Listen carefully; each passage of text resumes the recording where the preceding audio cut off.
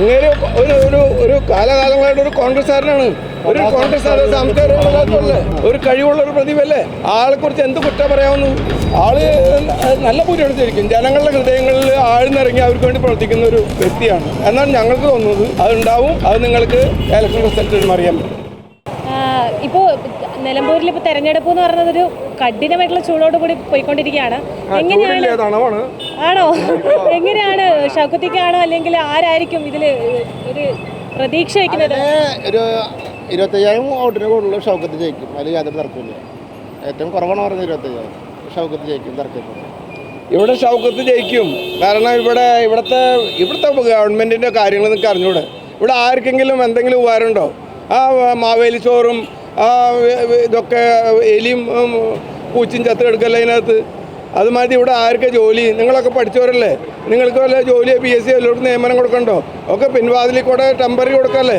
ഈ ആശാ വർക്കർമാരെ ഈ വെയിലൊള്ളിക്കേണ്ട കാര്യമുണ്ടോ? അവർക്കൊക്കെ എന്തെങ്കിലും കാര്യമുണ്ടോ? അല്ലെങ്കിൽ ക്ഷേമ പെൻഷൻ എന്തെങ്കിലും കാര്യം ചെയ്യുന്നുണ്ടോ?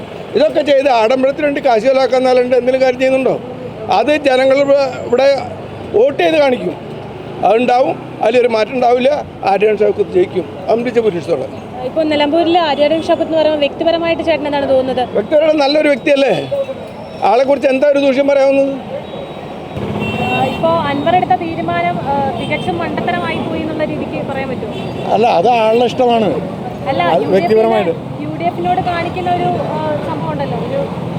അതല്ല, UDF-നോട് കാണിക്കുന്ന എങ്ങനെ പെരുമാറണം എന്ന് അൻവറാണ് തീരുമാനിക്കേണ്ടത്. പക്ഷേ ചില രാഷ്ട്രീയ മര്യാദകളുണ്ട്. ആ മര്യാദകൾ അംഗീകരിച്ചുകൊണ്ട് മാത്രമേ ഒരാൾക്ക് ഞാൻ UDF-ൻ്റെ ഒരു നേതൃത്വത്തിൽ നിൽക്കുന്ന ആളൊന്നുമല്ല. പക്ഷേ എനിക്ക് മനസ്സിലാക്കാൻ സാധിച്ചിട്ടുള്ളത്, ഒരു രാഷ്ട്രീയ പ്രസ്ഥാനത്തിലേക്ക് വരണമെങ്കിൽ ഒരു ഡിക്റ്റേറ്റർഷിപ്പായിട്ട് വരരുത്. ആ പാർട്ടിയുടെ അല്ലെങ്കിൽ ആ UDF-ൻ്റെ തത്വങ്ങളുമായിട്ട് യോജിച്ച് വേണം വരാൻ. അതിനു മുൻപ് ഇങ്ങോട്ട് വരാൻ ആഗ്രഹിക്കുന്ന ആളുകൾ അതിനു മുൻപ് തന്നെ ഡിമാൻഡുകളും ഒരാൾക്കും സാധിക്കാൻ പറ്റാത്ത രീതിയിലുള്ള ഡിമാൻഡുകൾ പറഞ്ഞുകൊണ്ട് ഇതിലേക്ക് വരിക എന്ന് പറഞ്ഞാൽ അദ്ദേഹത്തിനൊക്കെ ഇവിടെ എടുക്കുകയാണെങ്കിൽ പിന്നെ എങ്ങനെയാണ് ഈ പ്രസ്ഥാനം നിലനിൽക്കുക? കുറച്ചൊക്കെ അച്ചടക്കം ഒരു രാഷ്ട്രീയ പ്രസ്ഥാനത്തിന് വേണമല്ലോ. അതുമാത്രമേ എനിക്ക് പറയാനുള്ളൂ. പിന്നെ ഇലക്ഷന് നിൽക്കണോ നിൽക്കണ്ടേന്നൊക്കെ അദ്ദേഹത്തിൻ്റെ വ്യക്തിപരമായ അഭിപ്രായമാണ്. എനിക്കും നിങ്ങൾക്കൊക്കെ ഓരോരുത്തർക്കും ഇലക്ഷന് നിൽക്കാനുള്ള സ്വാതന്ത്ര്യമുണ്ട്. അത് അദ്ദേഹത്തിൻ്റെ സ്വാതന്ത്ര്യം, അദ്ദേഹം നിർവഹിക്കും. ഇപ്പോൾ ഈ തെരഞ്ഞെടുപ്പിന് നമുക്ക് 2026 തെരഞ്ഞെടുപ്പിൻ്റെ ഒരു മിനി ഇലക്ഷനായിട്ട് കാണാൻ പറ്റുമോ? തീർച്ചയായും. അതോടൊപ്പം തന്നെ മറ്റ് തെരഞ്ഞെടുപ്പിൽ നിന്നെല്ലാം വ്യത്യസ്തമായൊരു പ്രത്യേകത ഈ തെരഞ്ഞെടുപ്പിനുണ്ട്. ഒരു ഭരണകക്ഷി MLA ആ ഭരണകക്ഷിയിലെ അഴിമതിയും ധൂർത്തും തെമ്മാടിത്തവും വിളിച്ചു പറഞ്ഞ് രാജിവെച്ചിട്ടുള്ളൊരു തെരഞ്ഞെടുപ്പാണ്. ആ ഒരു പ്രത്യേകത ഈ തെരഞ്ഞെടുപ്പിനുണ്ട്. അത് ജനങ്ങൾ ഉൾക്കൊള്ളും. അത് തെരഞ്ഞെടുപ്പിൻ്റെ ഇതിൽ പ്രതിഫലിക്കും, യാതൊരു സംശയവുമില്ല. ഇപ്പോൾ ഈ പറഞ്ഞ പോലെ തന്നെ കോൺഗ്രസിനെ സംബന്ധിച്ചിടത്തോളം 2026 ഒരു തെരഞ്ഞെടുപ്പ് തന്നെയാണ്. അതിൻ്റെ റിസൾട്ട് തന്നെയാണ് ഇവിടെ കാണിക്കാൻ പോകുന്നത്, ആദ്യത്തെ റിസൾട്ട് എന്ന രീതിയിൽ. അല്ല, ഓരോ റിസൾട്ടും ഓരോ പ്രദേശത്തെ കാര്യങ്ങളാണല്ലോ. ഇപ്പോൾ ശരിക്കും പറഞ്ഞു കഴിഞ്ഞാൽ ഇടതുപക്ഷ ജനാധിപത്യ മുന്നണിക്കെതിരെയുള്ള ഒരു ട്രെൻഡാണ് ഇവിടെ ഉള്ളത്. അവർ കാട്ടിക്കൂട്ടി അഴിമതികളും സ്വേച്ഛാധിപത്യം മാത്രം മതി. ജനങ്ങളാകെ വെറുത്തിരിക്കല്ലേ.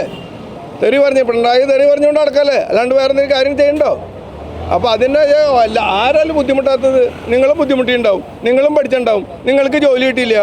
ഇവിടെ പരീക്ഷയ്ക്ക് പാസ്സാവാത്തവർ പാസ്സാവാണ്, പരീക്ഷ എഴുതാത്തവർ പാസ്സാവാണ്, അവർക്ക് ജോലി കിട്ടണ്. എന്തെല്ലാം ഇവിടെ നടക്കുന്നത്? ഇതൊക്കെ എവിടെ പറ്റും?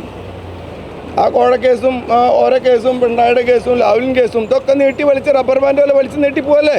അല്ലെങ്കിൽ എന്തെങ്കിലും തീരുമാനമുണ്ടോ? എന്തുകൊണ്ടാണ് അതാവാത്തത്? അപ്പോൾ അതിലൊക്കെ ഒരു മാറ്റം വേണം. നമ്മൾ ഒരു പണിയെടുക്കാതല്ലേ മുഖ്യമന്ത്രിയുടെ മോള് കാശ് മേടിച്ചത്? അതിനെന്തൊന്നും മറുപടി ഇല്ലാത്ത? ഇത് സാധാരണ ജനങ്ങൾക്ക് ഇതറിയാം. അവരും കഴിക്കുന്ന ചോറല്ലേ. അപ്പോൾ അവർക്കിത് മനസ്സിലാവും. ഇത് ഇവിടെ പ്രതിഫലിക്കും. ജനങ്ങളെ ഇത്രമാത്രം ദുരിതത്തിലാക്കിയ ഗവൺമെൻറ് ഇല്ല. എല്ലാം കൂടിയില്ലേ? വെള്ളക്കരം, നികുതി, ഇലക്ട്രിസിറ്റി ഇതൊക്കെ കൂട്ടിയില്ലേ? ഇനിയിപ്പോൾ പാടങ്ങളൊക്കെ കാശ് കൊടുത്ത് പറമ്പാക്കിക്കൊണ്ടിരിക്കുകയല്ലേ കാശില്ലാണ്ട്. അവിടെ വയനാട് ദുരന്തത്തിന് എത്ര കാശ് പിരിച്ചു? ആ കാശ് കൊണ്ട് അവർക്കെല്ലാം ഉപകാരമുണ്ടായോ? ഒരാളുടെ ബുദ്ധിമുട്ടിനൊരു അതിര് വേണ്ടേ?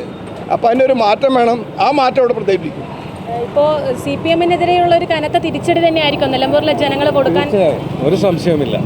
കാരണം ഈ അഴിമതി കഥകളൊക്കെ വിളിച്ചു പറഞ്ഞത് കോൺഗ്രസ്സുകാരോ ലീഗുകാരോ അല്ലെങ്കിൽ പ്രതിപക്ഷ പാർട്ടികളോ അല്ല. ഭരണകക്ഷിയുടെ MLA ആണ് അതിൻ്റെ ഉള്ളിലെ അഴിമതി കഥകൾ വിളിച്ചു പറഞ്ഞത്. അത് ജനം ഉൾക്കൊള്ളും, അത് ഇതിൽ പ്രതിഫലിക്കും. BJP CPM ഒത്തുകളിക്കുള്ളൊരു തിരിച്ചടിയാണ്. പിന്നെ ഈ തെരഞ്ഞെടുപ്പ് നിലമ്പൂരിലെ ജനങ്ങൾ അടിച്ചേൽപ്പിച്ചത് PV അൻവറാണ്. അൻവറിനും സ്വരാജിനെതിരെയുള്ള CPM-നെതിരെയുള്ള വിജയത്താണ്, അത് സംശയമില്ല. BJP-യുടെ ഒരു കാര്യം വെച്ച് നോക്കുമ്പോൾ എങ്ങനെയാണ് BJP-ക്ക് ഇവിടെയുള്ള ഒരു CPM സെറ്റിൽമെന്റ് ആണ് അവർക്ക് ധാരണ. BJP-ക്ക് ഇപ്പം എന്താ, BJP ഒരു സ്ഥലത്ത് കടമെടുത്ത ഒരാളെ വെച്ചിട്ടാൽ ഈ പണിയൊക്കെ നടത്തണേ? BJP-ക്ക് എന്താ ഇവിടെ ഒരു സ്ഥാനാർത്ഥി ഇല്ലേ? അവസാനം ഇവിടത്തില്ല, അവിടെയൊക്കെ തണ്ടി കടന്ന് അവിടെ നിന്ന് പാർട്ടിയിൽ നിന്ന് ഒരാളെ എടുത്ത് കൊണ്ടുവന്ന് ഇവിടെ നിർത്തിയെന്നല്ലാണ്ട് അതൊന്നും ഒരു പ്രതിയോഗിയായിട്ട് കാണാൻ പറ്റില്ല. കാരണം പാർട്ടിയുടെ ആളിലല്ല, എവിടെയൊക്കെ തണ്ടി കടന്ന് എവിടെ കിട്ടി ആളെ കൊണ്ട് നിർത്തി, ഒരാൾ വേണമെന്നുള്ള കളിക്ക് അവർ ആദ്യം സ്ഥാനാർത്ഥിയെ നിർത്തല്ലാന്ന് പറഞ്ഞിരുന്നു. പിന്നെ എങ്ങനെ ഒരാൾ കിട്ടി? വഴിവെക്കിൽ നിന്ന് എവിടെ നിന്ന് എനിക്കറിയില്ല, പക്ഷെ ഒരാൾ കിട്ടി, അവർ മത്സരിക്കുന്നുണ്ട്.